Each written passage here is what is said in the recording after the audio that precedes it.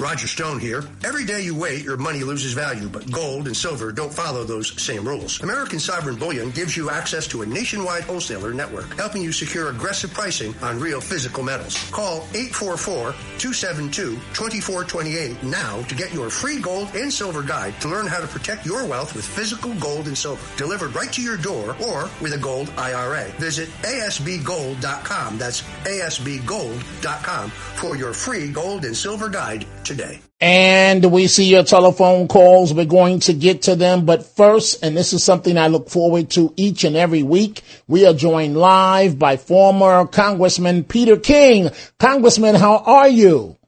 Dominic, whenever I'm talking to you, I am on top of the world.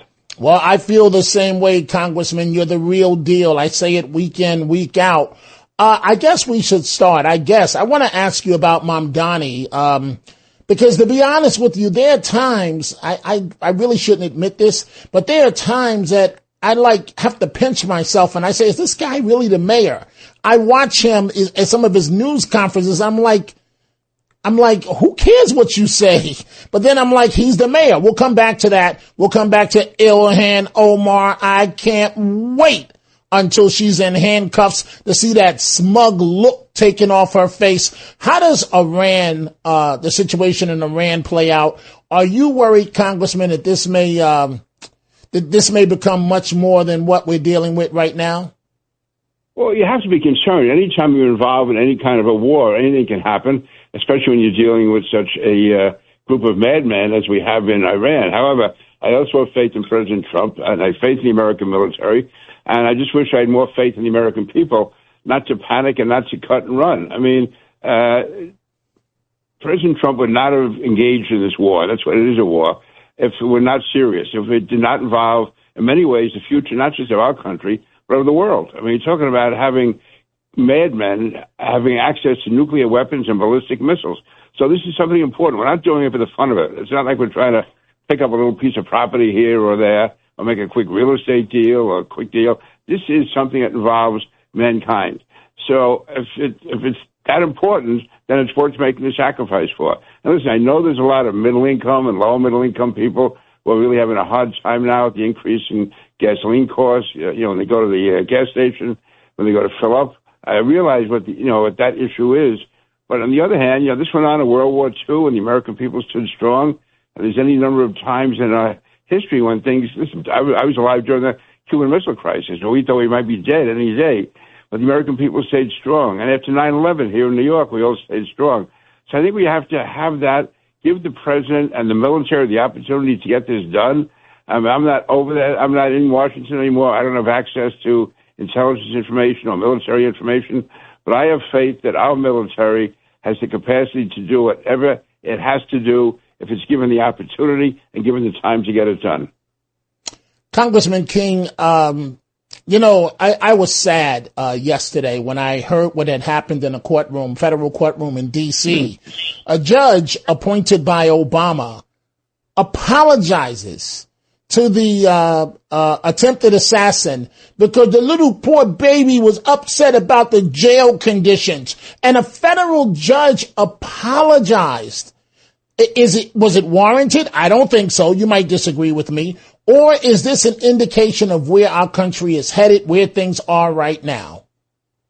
Well, not only did it warrant an apology, it was disgraceful that the judge did it. Now, listen, judges often get involved in changing the conditions. We say this should be made better, this should be improved somewhat. That's all part of the criminal justice system. But to be apologizing to someone who, by all accounts, attempted to wipe out and murder the entire cabinet of the United States, the president of the United States, and at the very least would have put hundreds of innocent lives at risk, to be apologizing to him is absolute insanity. It's disgraceful. If the judge had said, listen, we'll take what you said under advisement, I'll talk to the corrections officers to see what, it has to be done to bring it up to constitutional standards. If it's not, that's fine. That's all. And also you want to keep the record clean so if it goes up on appeal, it doesn't appear as if this guy was being, unintentionally or intentionally harassed or tortured or anything like that.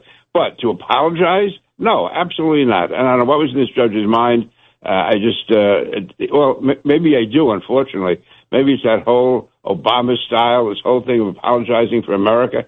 Remember, President Obama, as far as I know, was the first president that went on an overseas apology tour for the Middle East, apologizing to the United States of America. So I guess, the apple didn't fall far from the tree here. Yeah, I was sad. I was really sad. I couldn't believe, what I was looking at. A federal judge, days ago, this man tried to take out not just the president, as you said, the entire cabinet. And he's whining about his jail conditions, and you care. And like you said, Congressman, all he had to say is, I'll take it under advisement. Right. You don't say something that's going to go on the record, that's on the transcript when you're the judge. I just don't get it. I really don't understand. A federal judge is speaking not just for himself. In many ways, he's speaking for the United States of America. And to have our government and our people apologizing to a person who, by all accounts, and he's not found guilty of, but by all logical and normal accounts, was going to be a mass murderer. And that included in those victims of the mass murder would have been the president and the cabinet of the United States. So, it was absolutely indefensible what that judge did. It's, again, I think it says something about the mindset of people on the left. You would hope when someone gets to the bench, the federal bench, that they put aside as much of their own personal biases and beliefs and political beliefs as they can. And again, no one's perfect on that, but this guy went so far over the edge, so far over the line, it's absolutely disgraceful. Congressman Peter King, and there used to be a day. There used to be a day when, these types of things, and this may sound a little sexist, they would be carried out amongst men, men. The First Lady of the United States was there, and this nut could care less. But I guess it goes back to when the feds raided Mar-a-Lago, going through her personal belongings and her residence. I mean, the First Lady of the United States sitting right there with her husband, and this nut still comes in. Hey, Congressman, I'm just curious. So a lot of people online are making, I think it's much ado about nothing, but I don't know, maybe you disagree, that the dog, I'm sure you've seen the video, the dog sniffed this guy out. Now, I don't think it was a dog for that purpose. And the officer, and maybe it's a good thing the officer didn't open that door, because he might have been executed right there on the spot. But the suspect was right on the other side of the door. Twice the dog went up to that door. Is that something, or as much ado about nothing? When I first saw that and heard that, I was concerned. What I'm hearing now is that those are bomb sniffing dogs, and correct. The dog That's made what a couple they are. runs past it. And once there was no bomb, he left. So there was no, I guess by protocol, the Secret Service agent did what he was supposed to do. Obviously, if he had gone further, he could have stopped that in advance. But that to me is really second guessing. His job was to see if there's any bombs there. The dog basically said there wasn't. So then he went on to the next location. And you are correct there. So, Congressman Peter King, our Mamdani problem, right? I'm not going to mention Mr. 7%. I'm not going there. I'm not going to do it. I promise you I'm not going to do it. But how does he get away with his wife? Anybody else, it could have been campaign ending. His wife is a racist. She, at a cafe in Williamsburg over the weekend, Miss Israel bumps into her. The moment that she finds out she's Miss Israel, her entire tone changed. How did Mamdani get away with this?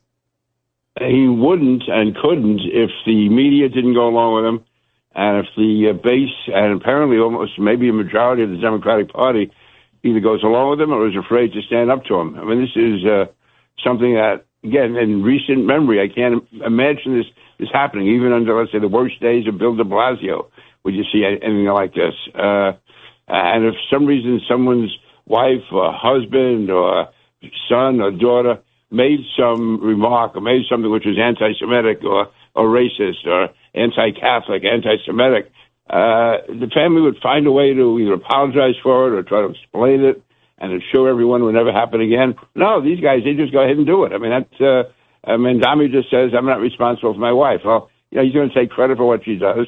He's going to have her out there. She is the First Lady of New York.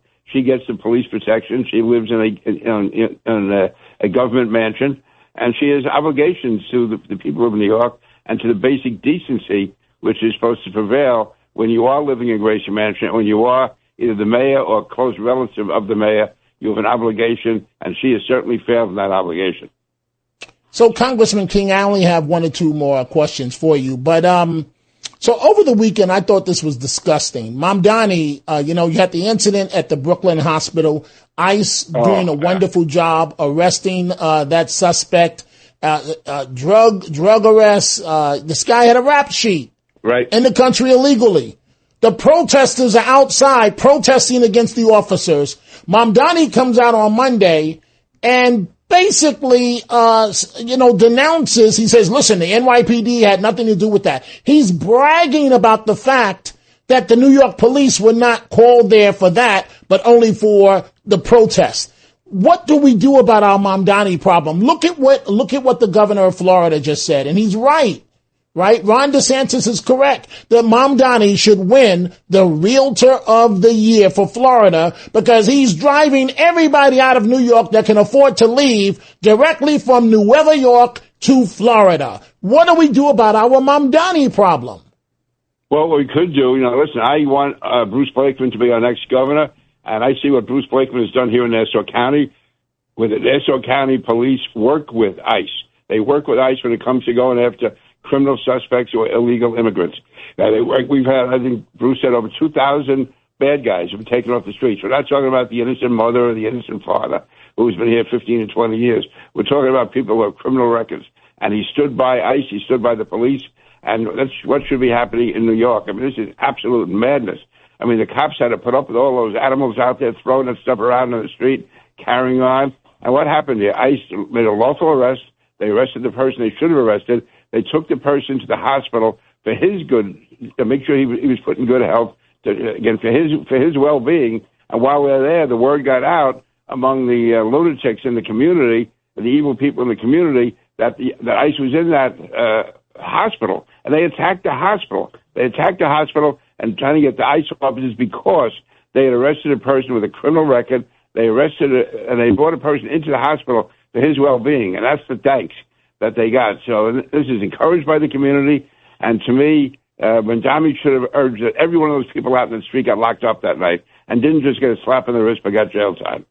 I agree with you. Congressman, why is it, Congressman Peter King, why is it that these nuts on the left don't see that they're taking us back to the 42nd Street where you couldn't walk around? There were hookers on the corner, smut everywhere. Now you have Broadway shows there because of Rudy Giuliani. I also want you to comment on the mayor. But because of Giuliani, Dinkins got the cops. Giuliani cleaned up the city. What Mamdani wants to go back to that. So, Congressman, who in their right mind would want to return to those days? Well, I would ask who in their right mind would have voted for Mamdani for mayor. So that's another story, I guess. That's a great point. No, that's a great point. Maybe people forget or haven't heard how bad those days were. And again, those of us who lived through it know how bad New York City was. You go back to 1990, 1991, 1992. You couldn't get on the subways at Times Square. It was like worth your life going through there. And now, I mean, when I go in there and you see people walking their kids, walking along with children, showing them what the beauty of New York and the highlights of New York, and thinking what that was like just 35 years ago, 34 years ago, before Rudy became the mayor. I think part of the reason is they don't like the idea that it was the police that brought back the stability and the peace.